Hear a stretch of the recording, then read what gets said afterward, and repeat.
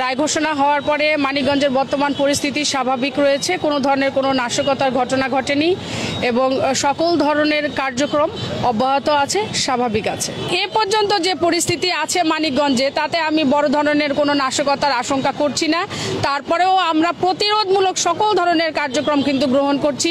আমরা প্রত্যেকটি সরকারি যে স্থাপনা আছে, বেসরকারি যে ইম্পর্টেন্ট স্থাপনাগুলো আছে, সেই স্থাপনাগুলোর নিজস্ব যে নিরাপত্তা ব্যবস্থা আছে এটা জোরদার করার জন্য বলেছি এবং আমাদের পক্ষ থেকে আমরা আমাদের যতখানি সাধ্যমতো লজিস্টিক সাপোর্ট এবং জনবল রয়েছে সবকিছু নিয়েই কিন্তু আমরা তৎপর আছি। এই রায় ঘোষণাকে কেন্দ্র করে আমরা কিন্তু প্রোগ্রাম করে আমাদের প্রায় 350 পুলিশ সদস্য মোতায়েন করেছি সারা মানিকগঞ্জে। এছাড়াও আমরা যারা কর্মকর্তাগণ রয়েছি তারা কিন্তু আমরা সবসময় আমাদের যে লজিস্টিক সাপোর্ট রয়েছে, আমাদের যে যানবাহন রয়েছে, এটি নিয়ে আমরা সবসময় রাত দিন আমরা কিন্তু রাস্তায় আছি এবং আমরা সাঁড়াশি অভিযান চালাচ্ছি। যে কোনো ধরনের দুষ্কৃতিকারীকে গ্রেফতার করার জন্য আমরা তৎপর রয়েছি।